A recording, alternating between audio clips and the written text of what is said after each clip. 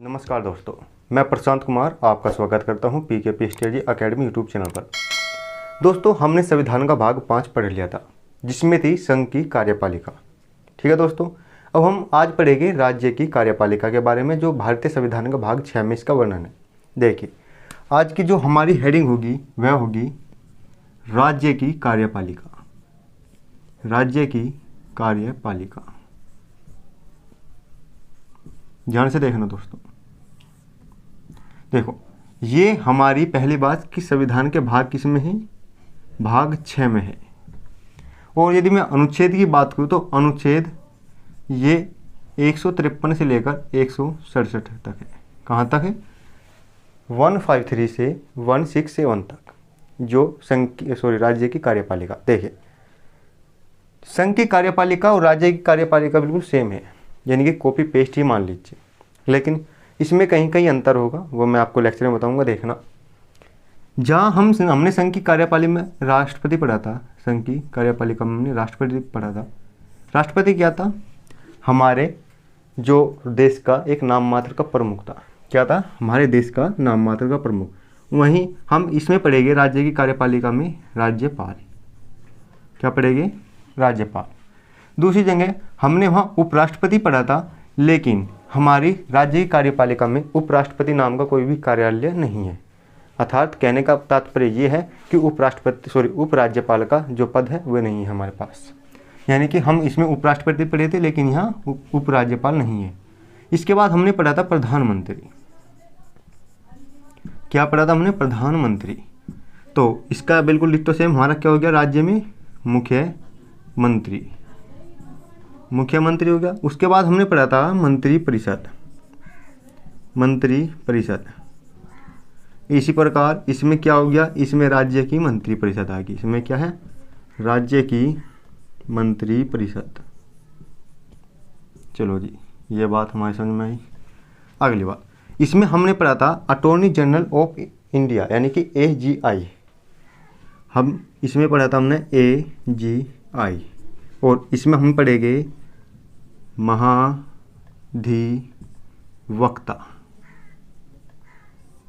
महाधिवक्ता यहाँ क्या था? महान्यायवादी। महान्यायवादी। ठीक है, हमको इसमें 4 पढ़ने हैं, और इसमें हमने 5 पढ़े थे, जिसमें सम्मिलित था। यदि इसके बीच में लिख दूँ तो मैं उपराष्ट्रपति, लेकिन हमारे इसमें उपराज्यपाल जैसा कोई भी पद नहीं है। ठीक है, तो हम सबको धीरे धीरे पढ़ेंगे। कौन सा पद नहीं है? उपराज्यपाल। उपराज्यपाल। तो हम इनमें राज्यपाल, मुख्यमंत्री और राज्य की मंत्रिपरिषद और महाधिवक्ता के बारे में क्रमवाइज पढ़ेंगे। ठीक है दोस्तों, तो हम जो अपनी शुरुआत करेंगे लेक्चर राज्यपाल से करेंगे। देखना दोस्तों, यदि आप चैनल पर नए हो तो चैनल को सब्सक्राइब कर देना, और यदि आपको वीडियो अच्छी लगे तो वीडियो को लाइक कर देना। ये वीडियो UPSC के लिए है मैन। इसमें केवल कंसेप्ट बताए जाएंगे। आप यदि अनुच्छेद की सोच रहे हो तो देखना, मैंने आपको बुक बताई थी, शायद पिछली वीडियो में बताई थी। आपको कौन कौन सी यदि तैयारी करनी है जिसकी भी, तो देखो, यदि आपको UPSC की तैयारी करनी है तो UPSC वाले मांगते हैं कंसेप्ट।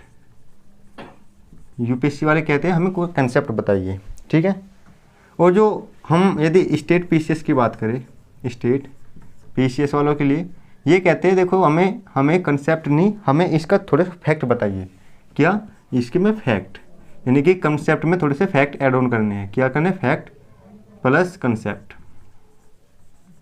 और यही मैं बात करूँ SSC के, SSC यानी कि CGL में, तो ये भी इसी बात को कहता है, यानी कि फैक्ट। इनका मेन मोटिव होता है फैक्ट में, SSC वालों के लिए। ये मैं लिख देता हूँ फैक्ट।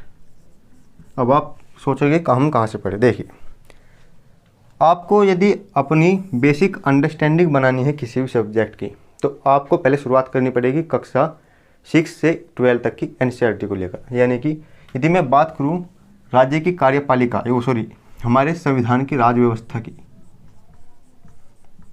व्यवस्था की, तो आपको राज्य व्यवस्था में क्लास 6 से और 12 तक आपको NCERT पढ़ना होगा। क्या पढ़ना होगा? NCERT।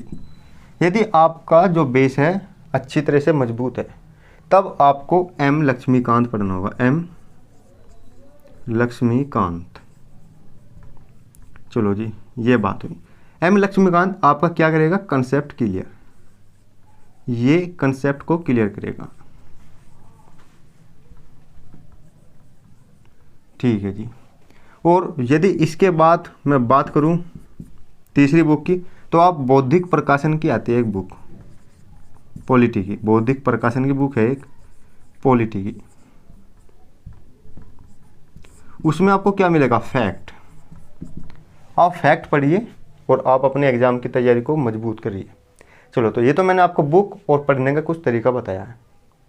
अब हम अपने जो मेन मुद्दा है उस पर आते हैं। देखें, हम जो शुरुआत कर रहे हैं हम राज्यपाल टॉपिक से कर रहे हैं। तो राज्यपाल बिल्कुल ऐसे ही है जैसे देश का राष्ट्रपति, उसमें केवल थोड़ी शक्तियों में अंतर है। ठीक है, चलो जी, हमारा टॉपिक है राज्यपाल।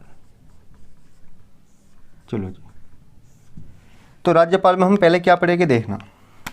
हम इसमें पहले पढ़ेंगे कि राज्यपाल आखिर क्या है, इसकी व्यवस्था कैसे हुई, इसकी व्यवस्था। ठीक है, फिर इसकी जो निर्वाचन की बात पड़ेगी, यानी कि इसकी नियुक्ति अथवा निर्वाचन, नियुक्ति होती है अथवा निर्वाचन होता है,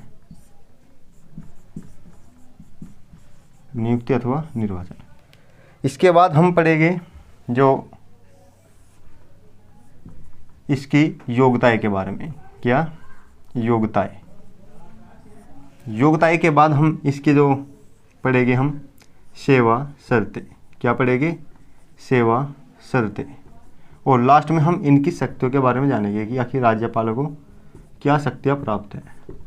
ठीक है, हमको क्रमबद्ध तरीके से पढ़ना होगा। तो हम पहले पढ़ते हैं आखिर राज्यपाल क्या है और इसकी व्यवस्था कहाँ से ली गई। ध्यान सुनिए, राज्यपाल किसी भी राज्य का एक नाम मात्र का प्रमुख होता है। राज्यपाल किसी भी राज्य का एक नाम मात्र का प्रमुख होता है जो केंद्र द्वारा किसी राज्य में नियुक्त किया जाता है। केंद्र द्वारा नियुक्त किया जाने का तात्पर्य है कि केंद्र की सिफारिश पर, यानी कि मंत्री परिषद की सिफारिश पर राष्ट्रपति किसी भी राज्यपाल को नियुक्त कर देता है। ठीक है, अब सुनो, बात आई कि राज्यपाल की नियुक्ति क्यों, बात आई राज्यपाल की नियुक्ति क्यों। तो ध्यान सुना, क्योंकि राज्य का जो राज्यपाल है, राज्य का जो राज्यपाल है वह एक नाम मात्र का प्रमुख है, नाम मात्र का प्रमुख है। इस वजह से ये हमने जो इसकी व्यवस्था की नियुक्ति और निर्वाचन में हमने नियुक्ति को चुना। दूसरा कारण मैं बताऊंगा। मैंने आपको बता दिया कि राज्यपाल क्या है, तो राज्यपाल केंद्र द्वारा एक भेजा गया राज्य में एजेंट है। केंद्र द्वारा भेजा गया एक राज्य में एजेंट है जो केंद्र पर मुख्यमंत्री की शक्तियों पर लगाम रखता है। क्या रखता है? मुख्यमंत्री की शक्तियों पर लगाम रखता है। कौन? राज्यपाल। चलो जी, दूसरी बात करते हैं हम इसके नियुक्ति अथवा निर्वाचन की। देखना, इसकी नियुक्ति कौन करता है? राज्यपाल की नियुक्ति राष्ट्रपति करता है। क्या राष्ट्रपति अपने विवेक से करता है या मंत्री परिषद की सलाह पर? तो ऑब्वियसली बात है कि राष्ट्रपति राज्यपाल की नियुक्ति किसकी सलाह पर करता है? मंत्री परिषद की सलाह पर करता है। तो कौन नियुक्ति कौन करता है? राष्ट्रपति। राष्ट्रपति राज्यपाल की नियुक्ति करता है, किसकी सलाह पर? सलाह किसकी होगी? मंत्री परिषद की, मंत्री परिषद। और मंत्री परिषद का जो प्रधान है, प्रमुख कौन है? प्रधानमंत्री। यानी कि अप्रत्यक्ष रूप में प्रधानमंत्री राष्ट्रपति को कहता है कि इस व्यक्ति को हमारे किसी राज्य का क्या बनाइए? राज्यपाल बनाइए। ठीक है, और राष्ट्रपति उस राज्यपाल की नियुक्ति कर देता है। अब नियुक्ति हमें आपको बता दी कि राज्यपाल की नियुक्ति कौन करेगा? प्रधानमंत्री करेगा। और किसकी सलाह पर? मंत्री परिषद की सलाह पर। चलो जी, कौन व्यक्ति, अब योग्यता मैं बता दूं कि कौन व्यक्ति इसका जो राज्यपाल बनेगा आखिर कौन होना चाहिए। तो देखें, हमारे संविधान के अनुसार वह व्यक्ति राज्यपाल बनेगा जो दो अहर्ताओं को पूर्ण करता है। नंबर एक अहर्ता है कि वह भारत का नागरिक हो। क्या हो? वह भारत का नागरिक हो। राइट, ये बात आपको समझ में आई। दूसरी बात, वह न्यूनतम 35 वर्ष पूर्ण कर चुका हो।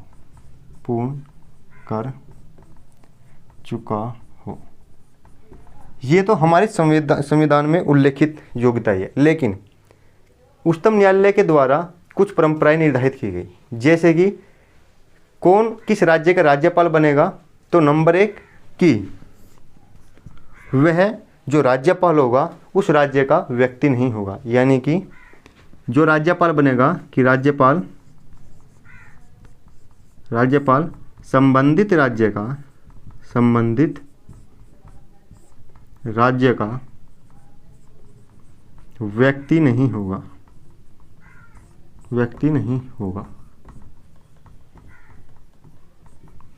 ठीक है।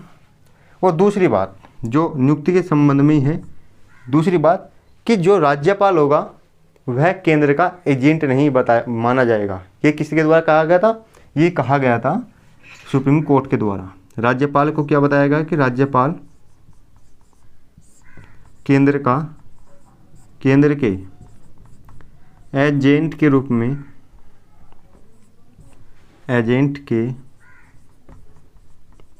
में नियुक्त नहीं होंगे। ठीक है जी। चलो जी, ये बात थी योग्यताओं के बारे में। अब यदि हमने किसी व्यक्ति को राज्यपाल नियुक्त कर दिया, अब वह कितने वर्ष तक अपने पद पर बना रह सकता है, अथवा वह कब हट सकता है, अथवा उसको कब कौन हटा सकता है, इसके बारे में मैं आपको बताने की कोशिश करूँगा। यानी कि मैं यदि इसके कार्यकाल की बात करूँ राज्यपाल की, तो राज्यपाल का कार्यकाल देखना, गर्मी ज़्यादा ही हो रही है जी, 2 मिनट और रुमाल निकाल लो। यदि दोस्तों आपको वीडियो अच्छी लग रही है तो इसको लाइक कर देना, और चैनल पर नहीं हो तो उसको सब्सक्राइब कर देना। ठीक है दोस्तों, पसीने बहुत आ रहे हैं। हाँ जी, हम कहाँ थे? हम थे राज्यपाल के कार्यकाल पर। कहाँ थे हम? राज्यपाल के कार्यकाल पर। तो पहले तो राज्यपाल ने हमें एक बात कही थी कि इस चैनल को क्या करना है? सब्सक्राइब, फिर इस वीडियो को है लाइक करना है। ठीक है, और बाकी जो राज्यपाल महोदय कहेगी हमको वो करना है। ठीक है, तो कार्यकाल के बारे में देखो थोड़ी सी चर्चा में बता देता हूँ। कार्यकाल देखना, कार्यकाल, राज्यपाल का कार्यकाल किसी भी राज्य में मात्र 5 वर्ष का है। कितना है? मात्र 5 वर्ष का। ये पहला पॉइंट लिख देता हूँ कि कितना है? मात्र 5 वर्ष तक कोई राज्यपाल किसी राज्य में अपने पद पर बना रह सकता है। बिल्कुल राइट, यह बात तुमने बिल्कुल सही पकड़ी। दूसरी बात, राज्यपाल का जो पद है राष्ट्रपति के प्रसाद पर्यंत है। क्या है? ये भी नोट करो बात। जो दूसरी बात है, राज्यपाल का पद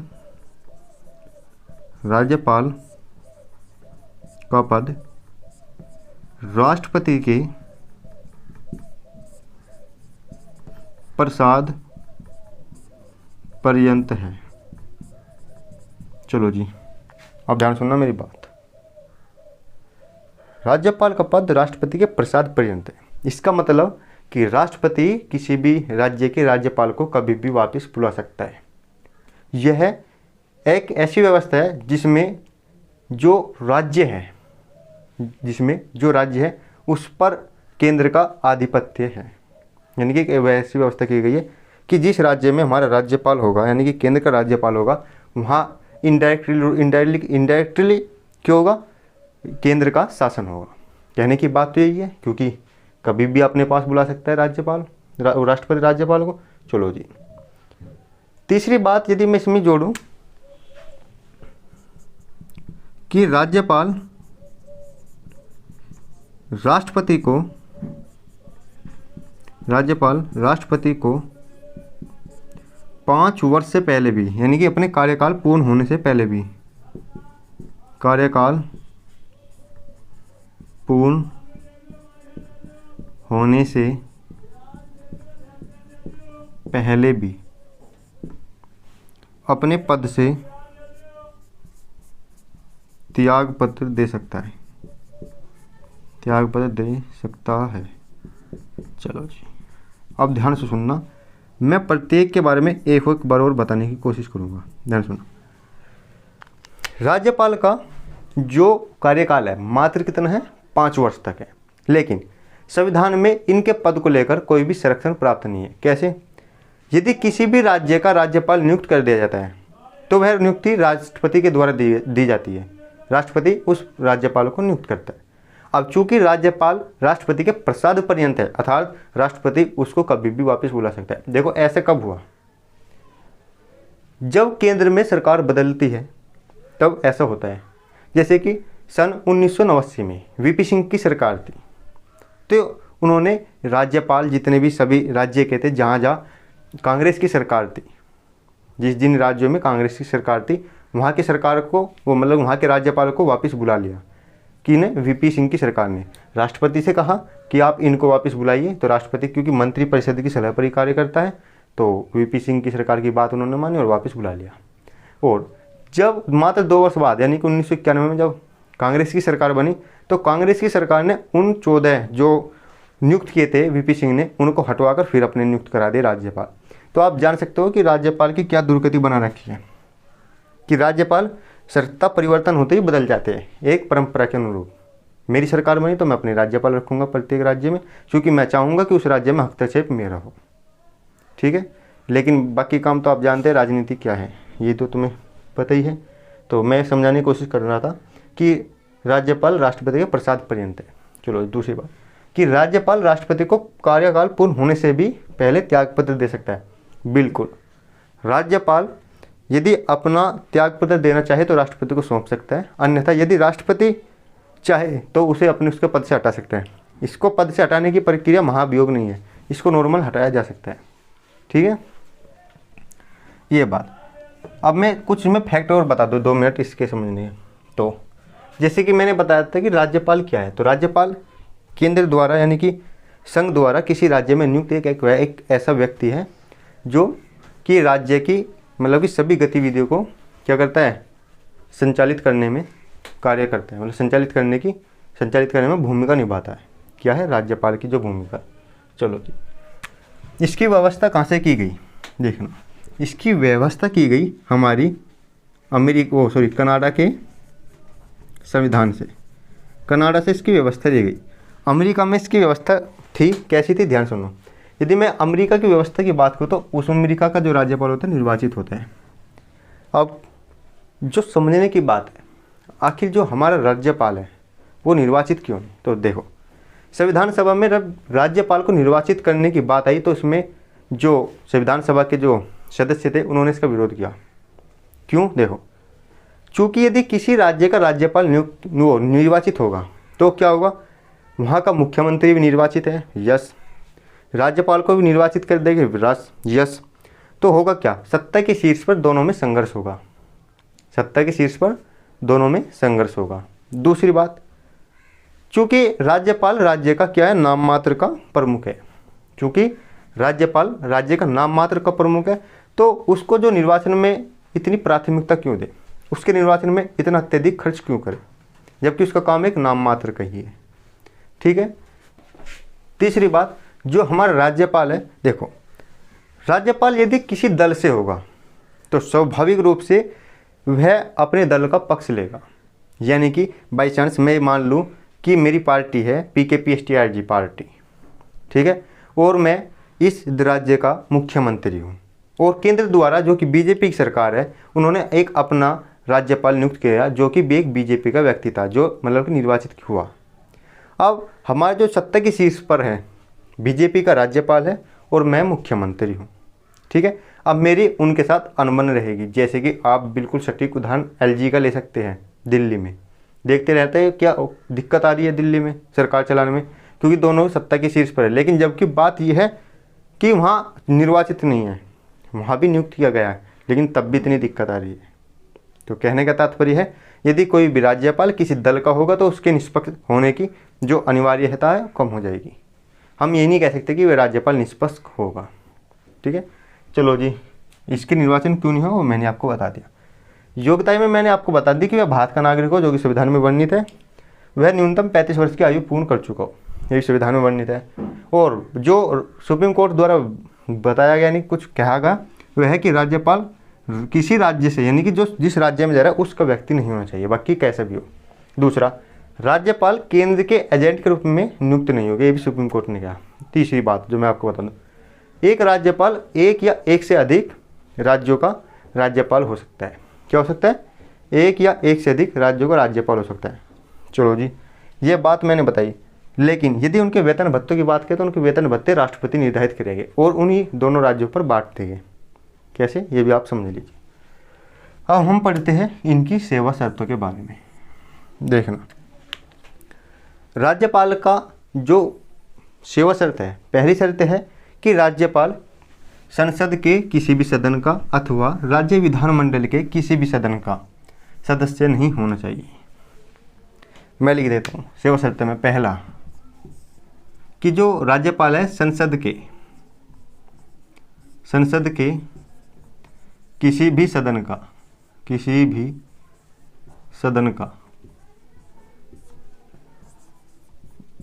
संसद के किसी भी सदन का क्या नहीं होना चाहिए? सदस्य नहीं होना चाहिए, सदस्य नहीं होना चाहिए। दूसरी बात, जो राज्यपाल है राज्य विधानमंडल के किसी भी सदन का सदस्य नहीं होना चाहिए। चलो जी, ये बात थी। और तीसरी जो इम्पोर्टेंट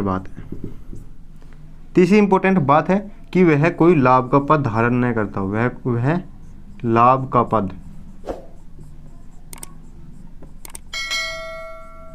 धारण न करता हो।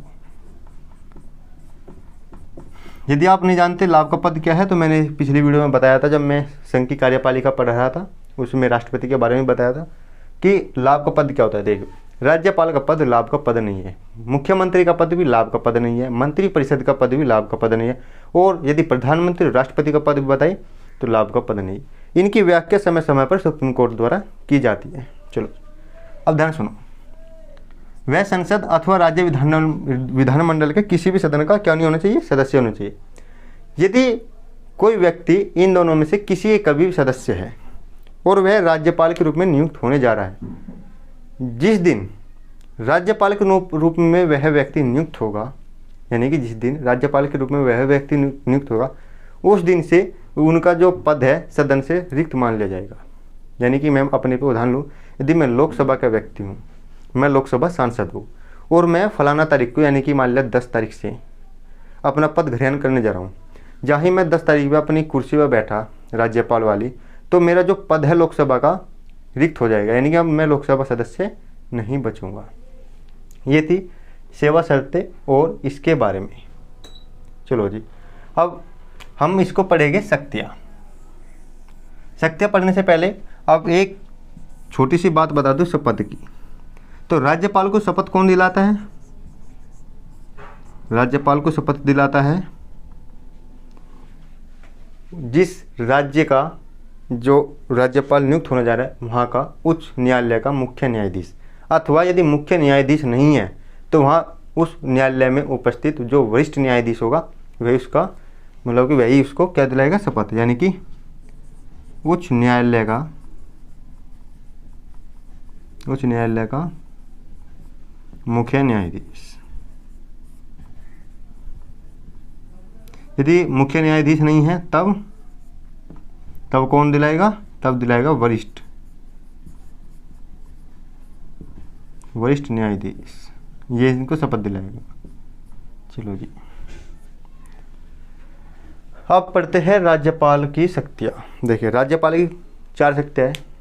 पहली है कार्यकारी शक्तियाँ, दूसरी है विधायी शक्तियाँ, तीसरी वित्त शक्तियाँ और चौथी न्यायिक शक्ति। दोस्तों अब देखेंगे राज्यपाल की शक्तियों के बारे में। राज्यपाल की 4 शक्तियाँ हैं, कार्यकारी शक्तियाँ, विधायी शक्तियाँ, वित्तीय शक्तियाँ और न्यायिक शक्तियाँ। वैसे तो राज्यपाल की कुछ वीटो शक्तियाँ भी है, लेकिन उनका वर्णन हम आने वाली कभी वीडियो में कर लेंगे, जहाँ मैं तुलनात्मक अध्ययन करूँगा राष्ट्रपति की वीटो शक्तियों के बारे में और राज्यपाल की वीटो शक्तियों के बारे में। ठीक है दोस्तों, अब पढ़ते हैं हम राज्यपाल की शक्तियों के बारे में। पहली है हमारी कार्यकारी शक्तियाँ। देखना, राज्यपाल पहला क्या है? राज्य का नाम मात्र प्रधान है। यदि मैं कार्यकारी शक्तियों में बात करूँ तो देखना, पहली बात कि वह क्या है? राज्य का नाम मात्र का प्रधान है, नाम मात्र का प्रधान है। ठीक है जी, पहली शक्ति तो ये हुई। दूसरी, राज्य के सभी कार्य, राज्य के सभी कार्य राज्यपाल के, राज्य के सभी कार्य राज्यपाल के नाम से ही किए जाएंगे, से ही किए जाएंगे। ये भी इसकी शक्तियाँ हैं, यानी जाते हैं। चलो जी, पहला है कि राज्य का नाम मात्र का प्रमुख है। दूसरा है कि राज्य के सभी कार्य राज्यपाल के नाम से ही किए जाते हैं। तीसरा, वह महाधिवक्ता, वह महाधिवक्ता, महाधिवक्ता की नियुक्ति करता है, की नियुक्ति करता है। राज्यपाल महाधिवक्ता की नियुक्ति करता है, यानी कि राज्यपाल ही महाधिवक्ता को नियुक्त करता है। दूसरी बात, वह महाधिवक्ता का जो कार्यकाल है वो निर्धारित करता है, क्योंकि महाधिवक्ता क्या है?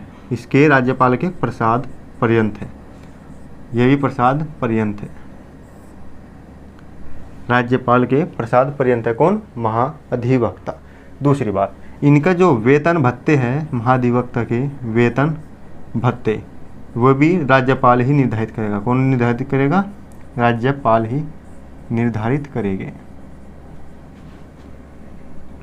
राज्यपाल ही निर्धारित करेगी। चलो जी, वेतन भत्ते होगी, ये सब होंगे। आ जाओ चौथी बात, वह है जो मुख्य निर्वाचन आयुक्त है, राज्य का मुख्य निर्वाचन आयुक्त है, निर्वाचन आयुक्त है, उनकी नियुक्ति भी करता है। मुख्य निर्वाचन आयुक्त की भी नियुक्ति करता है, नियुक्ति करता है। लेकिन यह पद राज्यपाल के प्रसाद पर्यंत नहीं है। मुख्य निर्वाचन आयुक्त को हटाने के लिए, इनको हटाने के लिए वही प्रक्रिया उपयोग में लाई जाती है जिस प्रक्रिया से उच्च न्यायालय का मुख्य न्यायाधीश या अन्य न्यायाधीश हटाए जाते हैं। यानी कि हटाने की प्रक्रिया में कौन सी प्रक्रिया आएगी?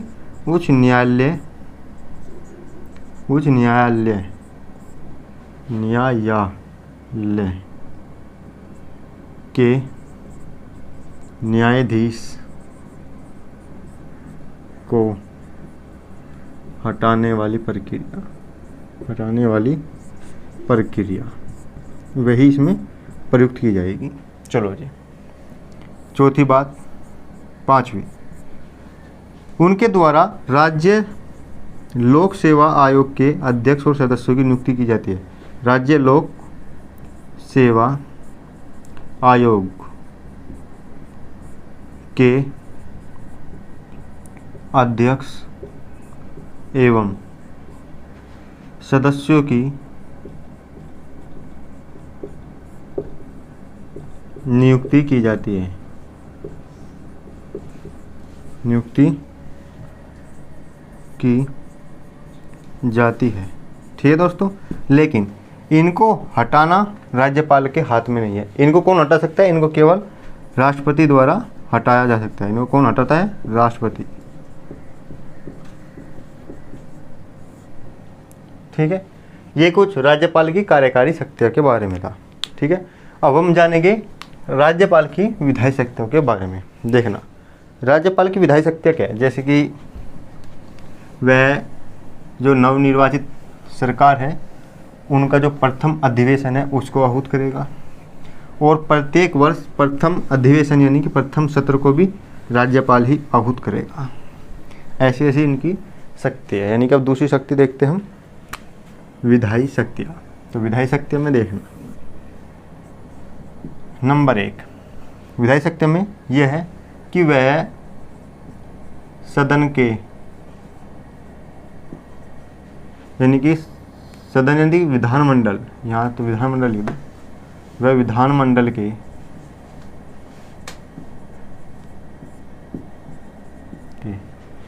सत्र को आहूत कर सकता है। क्या कर सकता है? आहूत, या सत्रावसान कर सकता है, सत्रावसान, अथवा सदन को विघटित भी कर सकता है। क्या कर सकता है? सदन को विघटित भी कर सकता है। बिल्कुल राइट, यह बात हमारी समझ में आई। देखना, ठीक है, एक बात हमें समझ में आई। दूसरी बात कि नई सरकार का पहला सत्र एवं प्रत्येक वर्ष का प्रथम सत्र कौन आहूत करेगा? राज्यपाल आहूत करेगा। राज्यपाल आहूत करता है। ठीक है जी, चलो जी, ये बात आई इसके बारे में। तीसरी बात देखते हैं, कोई विधायकों के संबंध में। देखो, यदि कोई भी सदन यानी वो संसद हुआ अथवा विधान परिषद हुआ, इसमें नियुक्ति की बात आती है, तो विधानमंडल में वो विधानसभा में कोई भी व्यक्ति राज्यपाल नियुक्त नहीं कर सकता। लेकिन जिस राज्य में विधान परिषद है उसमें उन विधान परिषदों की कुल संख्या का 1/6% यानी कि 1/6 भाग, प्रतिशत नहीं भाग, राज्यपाल नियुक्त करता है। यानी कि राज्य विधान परिषद में राज्यपाल राज्य विधान परिषद में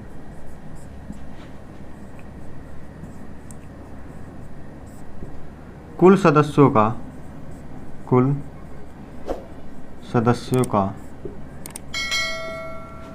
1/6 भाग मनोनीत करता है, यानी कि नियुक्त करता है, मनोनीत करता है।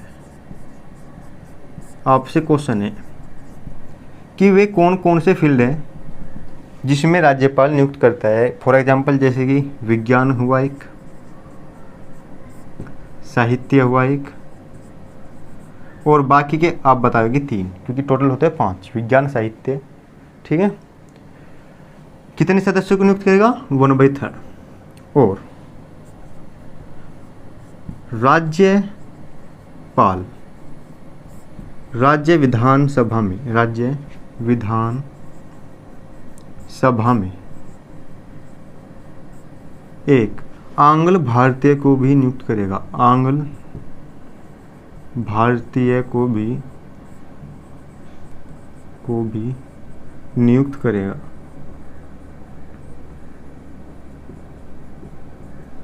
ठीक है जी, यानी कि राज्यपाल राज्य विधान परिषद में कुल सदस्यों को 1/3 भाग, और लेकिन राज्य विधानसभा में केवल एक आंग्ल भारतीय की नियुक्ति करेगा। ठीक है, चलो अब चौथे आते हैं, वो 5वीं आती है। देखना, यदि राज्य विधानमंडल द्वारा कोई भी विधेयक पारित करके राज्यपाल के पास भेजा जाता है, तो राज्यपाल के पास 4 पावर है विधेयक के संबंध में। पहली पावर है कि वह उस विधेयक को अनुमति दे सकता है। दूसरी, वह उस विधेयक को अपने पास रख सकता है। तीसरी, वह उस विधेयक को वापस लौटा सकता है। ठीक है, तीसरे वाले में यदि वह विधेयक वापस लौटा दिया और राज्य विधानमंडल उसमें संशोधन करके या बिना संशोधन के वापस राज्यपाल को दे, तो राज्यपाल के पास अब एक ही शक्ति है कि अब उसको अनिवार्य रूप में उसको अनुमति देनी होगी। किसको? विधेयक को, यानी कि वह बाध्यकारी होगा विधेयक पर हस्ताक्षर करने के लिए। ठीक है, और चौथा जो शक्ति है विधेयक के संबंध में है कि किसी भी विधेयक को राज्यपाल राष्ट्रपति की अनुमति के लिए आरक्षित रख सकता है। क्या इंपॉर्टेंट बात है जो बिल्कुल राष्ट्रपति से अलग है। यहाँ है कि वह विधेयक को राष्ट्रपति की अनुमति के लिए आरक्षित रख सकता है। बिल्कुल। अब जो राष्ट्रपति है, राष्ट्रपति के पास भी बिल्कुल 3 वही शक्ति है कि वह विधेयक को मतलब मंजूर कर सकता है, हस्ताक्षर कर सकता है। दूसरी, वह विधेयक को वापस लौटा सकता है। और तीसरी, वह विधेयक को अपने पास रख सकता है। पर लेकिन जैसे दूसरी बताया कि वह विधेयक को वापस लौटा सकता है। राज्य विधानमंडल यदि उसको संशोधित करके या बगैर संशोधित किए फिर राष्ट्रपति के पास पहुंचाता है। अब राष्ट्रपति इसके लिए बाध्यकारी नहीं है कि उस पर हस्ताक्षर करे, जैसे कि राज्यपाल हो गया था। राज्यपाल बाध्यकारी था उस पर हस्ताक्षर करने के लिए, लेकिन राष्ट्रपति बाध्यकारी नहीं है। ये बात इसमें जो मैंने आपको बताई ये नोट करने की है। और अब हम देखेंगे वित्तीय शक्तियों के बारे में। यदि आप चैनल पर नहीं हो तो अब भी चैनल को सब्सक्राइब कर दो दोस्तों, क्योंकि मैं देख रहा हूँ आप चैनल को सब्सक्राइब नहीं कर रहे। आप वीडियो को भी पूरी नहीं देखते, आप वीडियो को देखिए अच्छे से। सब टीचर का पढ़ाने का तरीका अलग अलग होता है। मैं यूट्यूब पर पढ़ाने का एक्सपीरियंस नहीं है, क्योंकि यूट्यूब पर थोड़े तड़क भड़क वाले टीचर होते हैं। जैसे कि हेलो दोस्तों, मैं प्रशांत कुमार आपका स्वागत करता हूं PKP study academy YouTube channel पर। तो आज हम पढ़ेंगे राज्यपाल के बारे में। तो इसका वर्णन 153 से लेकर 167 तक है। ये हमारे राज्य की कार्यपालिका के अंतर्गत आता है। ऐसे मैं नहीं बोल सकता। वी आर जो हम मतलब कि मैं आपको पढ़ा रहा हूँ, मैं एक ऐसे बच्चों को पढ़ा रहा हूँ, ऐसे दोस्तों को पढ़ा रहा हूँ जो एक हाई लेवल की नौकरी की तैयारी करें। हम ऐसी तैयारी नहीं करें जिसमें हम उछले से पढ़ के चले जाए। थोड़ा सा डीप पढ़ना है तो शांति से पढ़ना है, ठीक है ना। बिल्कुल। बात करते हैं हम वित्तीय शक्ति की। देखना, वित्तीय शक्ति में पहली शक्ति है कि वह विधानसभा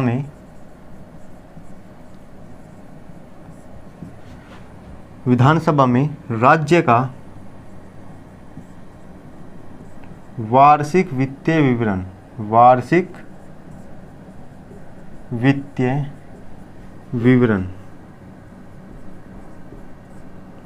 प्रस्तुत कराएगा। ठीक है, यानी कि राष्ट्रीय वार्षिक वित्तीय विवरण का मतलब बजट। राज्य सरकार को कहेगा कि आप इस गत वर्ष का वार्षिक वित्तीय विवरण हमारे मतलब कि राज्य विधानसभा के समक्ष प्रस्तुत करें। ठीक है। दूसरी बात, वह यानी कि यदि सरकार किसी भी अनुदान को मांगती है, तो वह उस अनुदान पर अपनी अनुमति यानी कि स्वीकार्यता दे सकता है। यानी कि वह अनुदान पर स्वीकृति दे सकता है। ठीक है जी। तीसरी, यदि राज्यपाल के पास वित्त विधेयक आए, वित्त विधेयक में धन विधेयक, तो धन विधेयक के लिए राज्यपाल को मतलब कि अनुमति देना बाध्यकारी है। यानी धन विधेयक पर राज्यपाल अनुमति जरूर देगा। यानी कि धन विधेयक पर अनुमति राज्यपाल की कैसी है? अनुमति बाध्यकारी है। राज्यपाल धन विधेयक पर अनुमति जरूर देगा। धन विधेयक क्या है? देखो, एक हमारा पूरा वित्त विधेयक है। वित्त विधेयक के अंतर्गत आता है हमारा धन विधेयक। यानी कि सभी वित्त विधेयक धन विधेयक नहीं है, लेकिन धन विधेयक वित्त विधेयक है। ठीक है, आप ऐसे याद रख सकते हैं। ये तो वित्त विधेयक हो गया हमारा।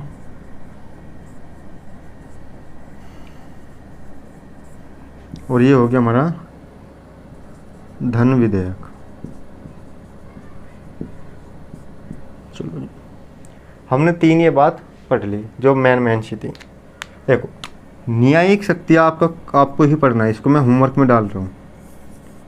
न्यायिक शक्तियाँ में मैं आपको फिर भी बता दूँ। देखो, जहाँ राष्ट्रपति की न्यायिक शक्ति थी वहीं राज्यपाल की न्यायिक शक्ति भी है, लेकिन दोनों में कुछ डिफरेंस है। जैसे कि राष्ट्रपति किसी की मृत्यु दंड को क्षमा कर सकता था अथवा किसी अन्य दंड में परिवर्तित कर सकता था, लेकिन राज्यपाल को मृत्यु दंड संबंधित कोई भी शक्तियाँ नहीं है।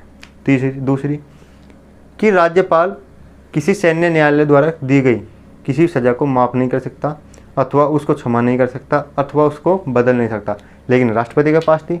तो आप ऐसे ही इसकी लगभग 3 से 4 बना लीजिएगा, ठीक है। और मैं इसी के साथ मैं राज्यपाल टॉपिक को समाप्त कर रहा हूँ। अब आप सोचोगे कि सर आपने बिल्कुल थोड़ा सा हाई उसमें बताया, थोड़ा थोड़ा सही, लेकिन देखो मैं आपको जो नोट्स दूंगा उसमें आपको बिल्कुल बारीक डिटेल्स के साथ मिलेगी। अब होगा क्या, जब आप नोट्स पढ़ोगे तो कुछ लेक्चर के जब आप मेरे वर्ड सुनोगे तो आपके तुरंत याद हो जाएगा। यदि मैं आपको बिल्कुल डिट्टो की किताब की तरह ही पढ़ाऊँ तो आपको मेरा पढ़ाने में और किताब में पढ़ने में कुछ अंतर नहीं होगा। मैं देखो वाइट बोर्ड पर पढ़ा रहा हूँ, हो सकता है मैं कुछ टॉपिक आगे पीछे बता दूँ, क्योंकि मैं लिखते समय जो हो सकता है याद ही नहीं आए, अब मैं बाद में याद आ जाए तो फिर मैं हो सकता है मैं पहले ये लिखा दूँ, ठीक है ना। तो आप इस चीज़ को इग्नोर करते हुए पढ़िए, बाकी आपको नोट्स में बिल्कुल क्रमबद्ध तरीके से मिलेगा। इसी के साथ जय हिंद, जय भारत, धन्यवाद।